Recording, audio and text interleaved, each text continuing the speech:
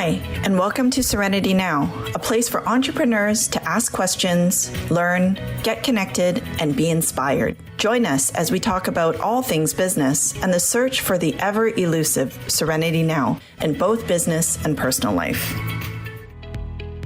Sandy, why should we listen to this podcast today? I think that people should listen to this episode because we often get caught in the binary of I'm a not confident person or I am a confident person, and it's really not that. Confidence is nuanced, and I think there'll be some nuggets in here that will help people if they're maybe having a low moment of confidence right now. Awesome. Thank you. Welcome to this episode of Serenity Now for Entrepreneurs. I'm so excited to have my Serenity Sisters, Candace. Hey, Candace. Hi. And Rita. Hey, hey. All right.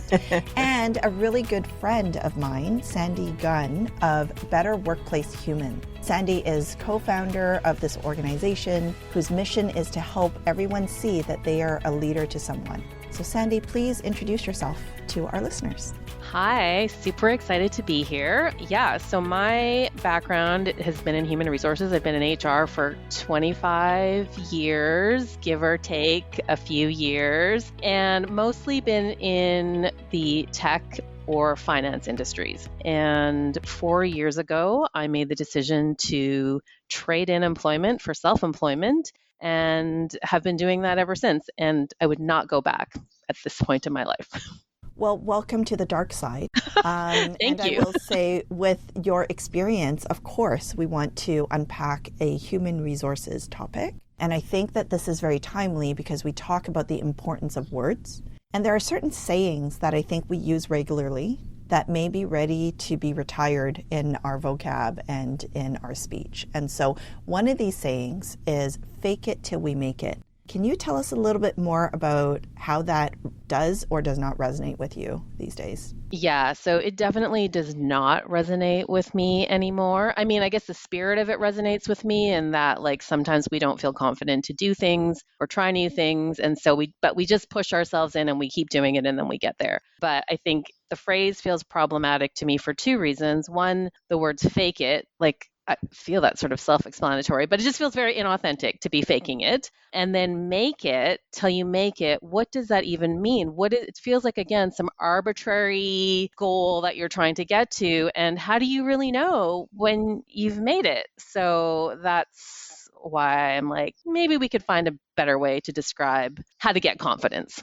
I love that. And so it sounds like you've put some thought into this. There may be another way that would resonate with our audience in terms of thinking about utilizing a different phrase to replace this inauthentic saying that a lot of people use. What would you say that is? So our new phrase is try it till you buy it. And I think why I like try it till you buy it better is try it. I mean, again, when things are new to us or things feel uncomfortable for us, like, it really is about continually trying things, running experiments, just keeping at it until you believe that you can do it, or that you're an expert, or whatever it is that you've decided you want to get to. And where are you seeing this? I mean, this must have come up somehow in your experience. And feel free, ladies, to chime in if, we want to talk a little bit and open that up a little bit in terms of our experiences as well, without mentioning any people's names. But tell us a little bit about what you're seeing in the workplace where this is something that needs to be brought up.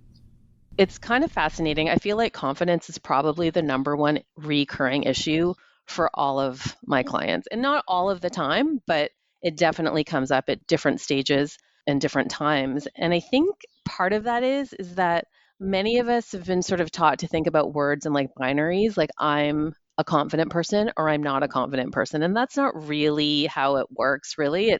Confidence is so nuanced. There are times when you can feel super confident and other times where you may not. And so that's where, we've just sort of been seeing it.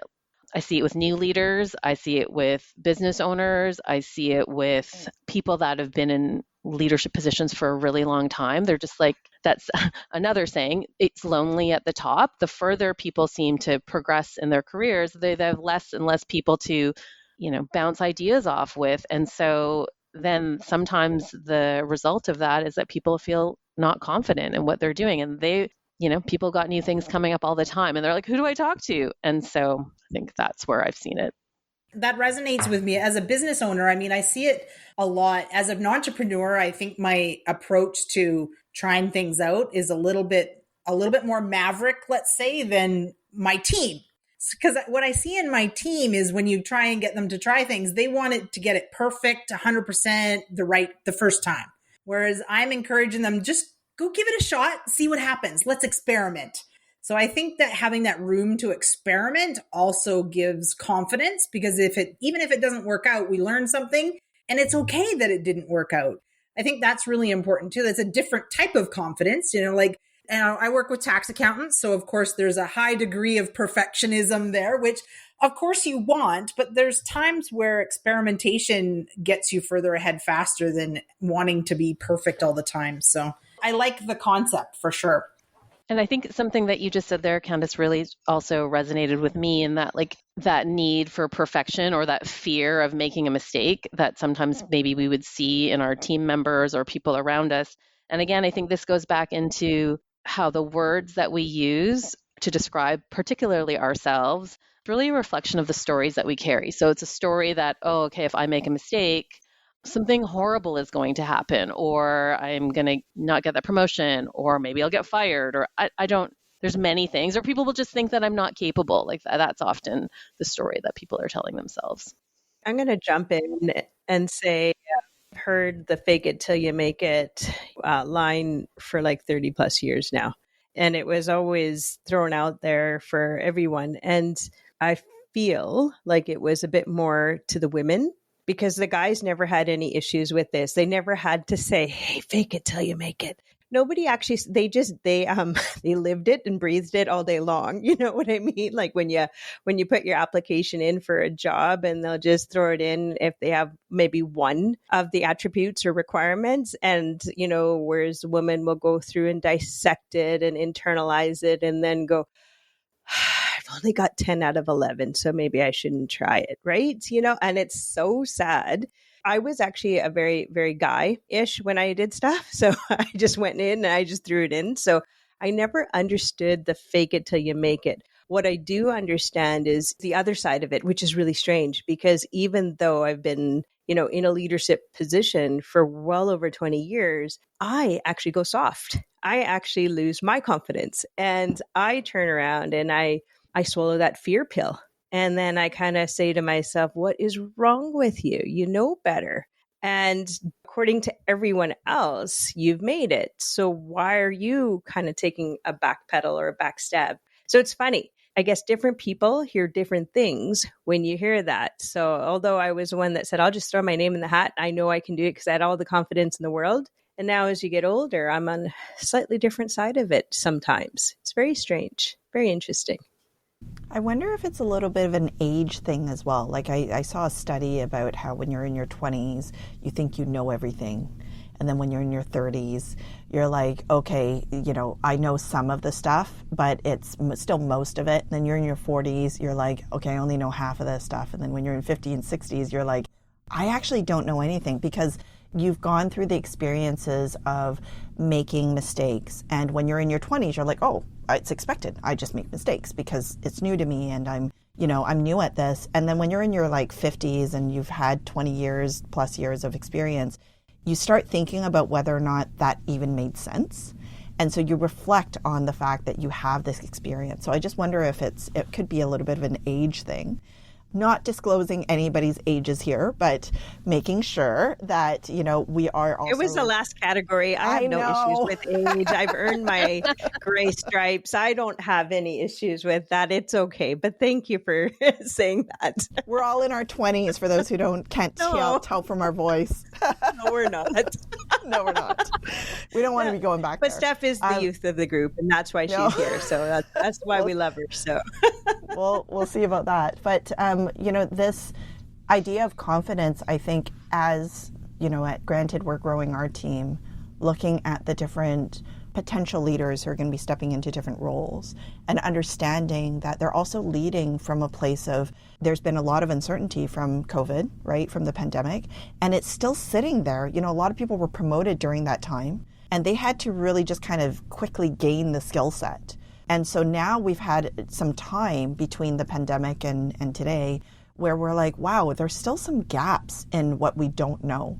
So I love the try it until you buy it, because I think, we were talking in the pre-recording on buy into it, because I think it is a matter of looking at a project or looking at a decision that you need to be making and trying it out. And, whether it is bouncing an idea off a colleague, or whether it is talking to your manager about it, or whether it is actually taking action, the opportunity is then, as you do that, you're buying into the fact that, okay, there's the confidence there. I'm stepping into the space that's outside of my comfort zone, and I'm going to continue to build on that capabilities.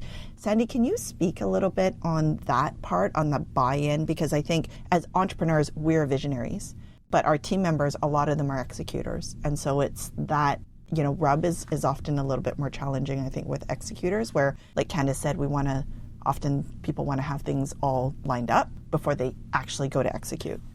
Yeah, it's interesting because I actually see this challenge in both the visionaries and the executioner, people that are executing on things. And I think you said a word earlier, which is reflection. And I'm not sure how many people ever really stop to reflect on, how did a situation go? What did I learn from it? Where did I move the needle? And that could be the person that's executing something, or even, also in the people that are visionaries, because people are so forward driven that it's almost like you can really lose sight of celebrating the wins or recognizing where any growth happened if you don't stop to look back.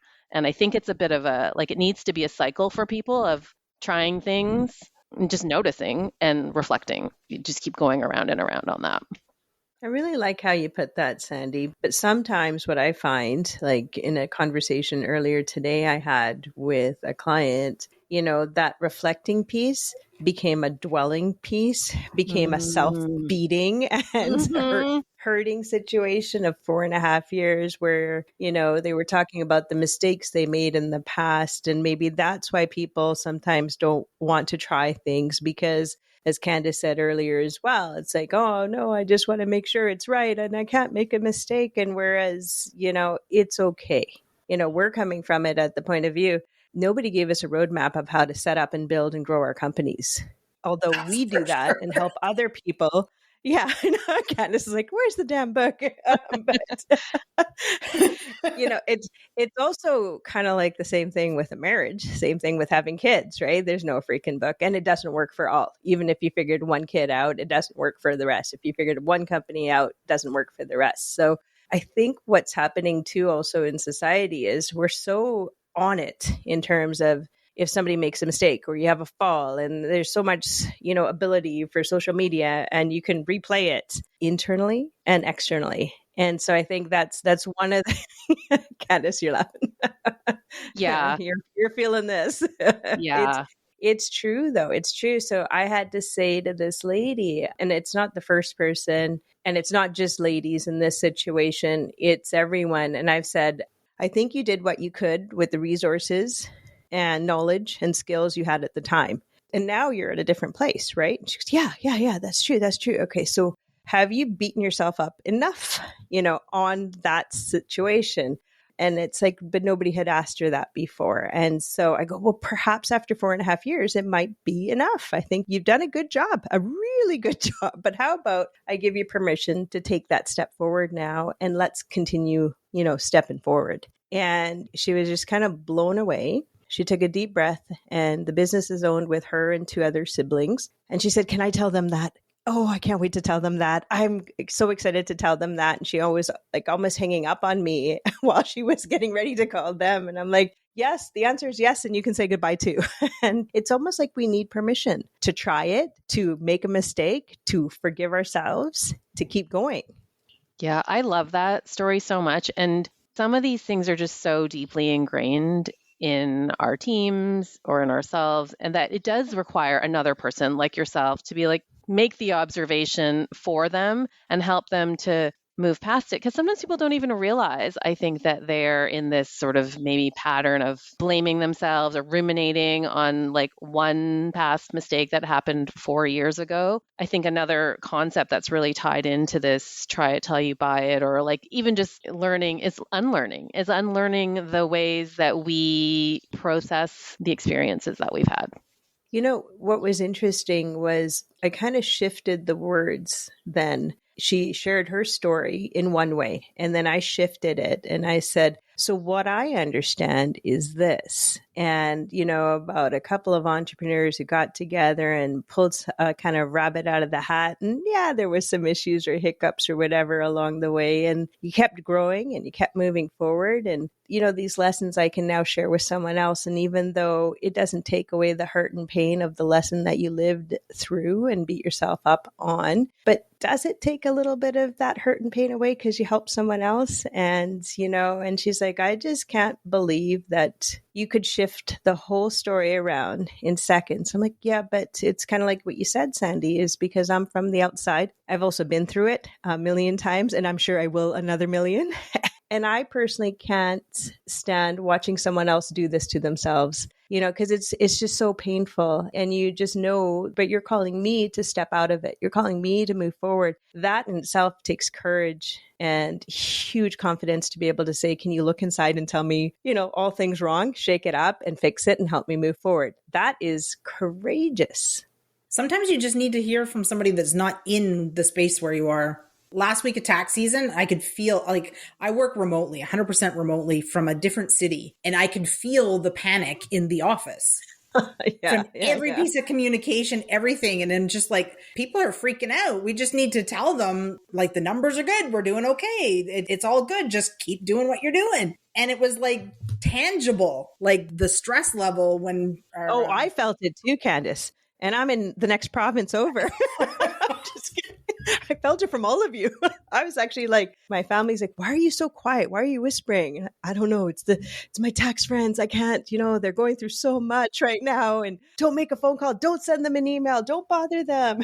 And so I think we all felt it. But I mean, they went from I had to, you know, like we basically pulled them off the ceiling to say, look, the numbers are good. Just do what you're doing. Just take a deep breath and move on. And all of a sudden everybody's fine again. Like, it's just crazy how much a simple one little sentence can change the approach. It's crazy. But you have the experience and the knowledge and the wherewithal. I wasn't the one who said it though. We had our manager say it because we thought it would become more, I don't know, be more meaningful from the manager rather than the partners. I don't know. That's the decision we made, but it worked out. So all these things are all intertwined and related, Candace, but like the idea of capacity, like when it's tax season, tax time, the deadlines, like people are way over capacity. It's hard to like have perspective. You probably don't want to take any time to reflect while you're in it. So I think, again, that's another thing to sort of like be mindful of when you're trying it. Like, you know, sometimes you're going to try it and your conditions are going to be great and you can do everything to the best of your ability. And other times just like, you know what, I'm only at 50% right now, so I'm going to just do that 50%. And that's okay too.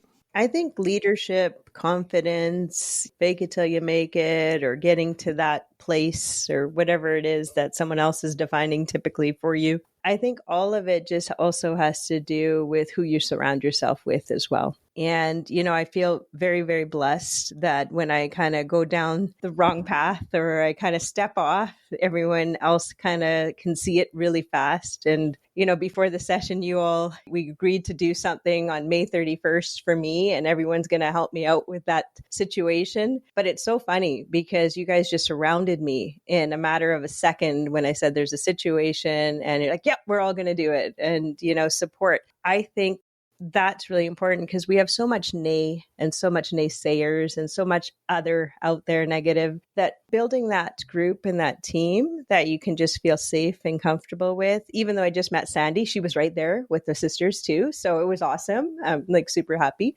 But that does make a difference too, doesn't it?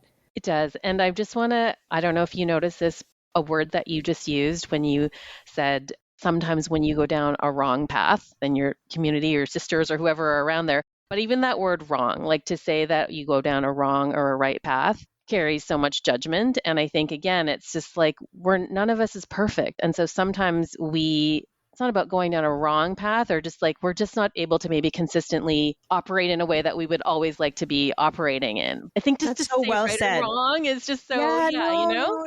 You see what just happened? Yeah, no, I think that was perfect because it doesn't matter who you are. We're all going to fall off what we think is. But every time we do, like the other thing that I was reflecting on was how much I never want to go down that path again.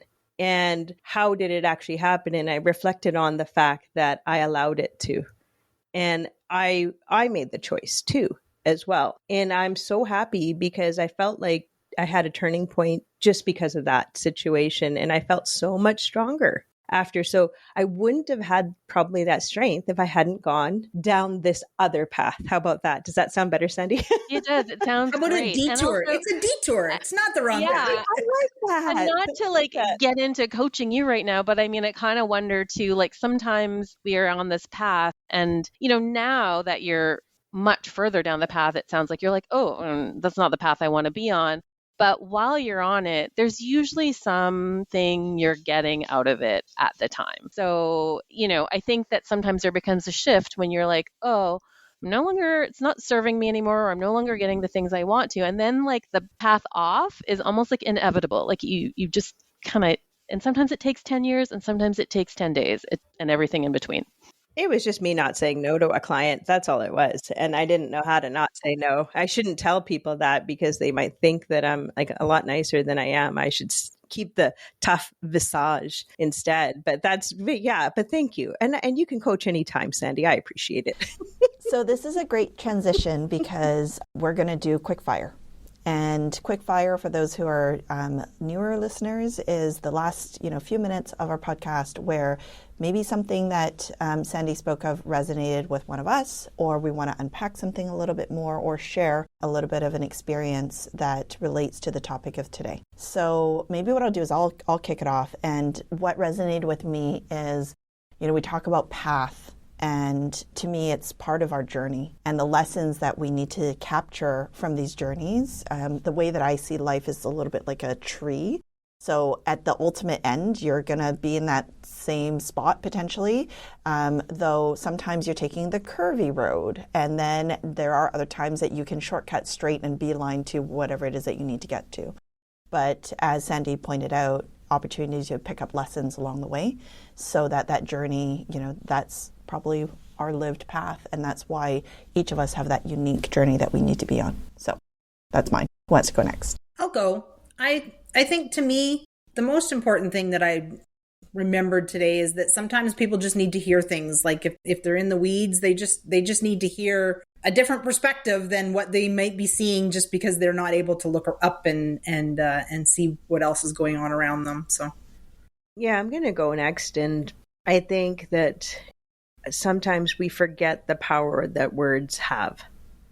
And I think that it's really good to take a moment to not self-correct, but just think about it. And I think we go into autopilot a lot in life, but just probably because we're so busy. And, that's another topic for another day, Sandy. But I think that sometimes you go into autopilot and you say these things like just that sentence we said at the beginning, fake it till you make it, or I went down the wrong path. I just said the words and Sandy caught it and kind of brought it back up. And so I really like the understanding that sometimes we just need a moment to reflect on what we're saying instead of just going on autopilot all the time. And I really love the word detour because I think in life, there's going to be a lot of detours. Found that quote that you talked about earlier.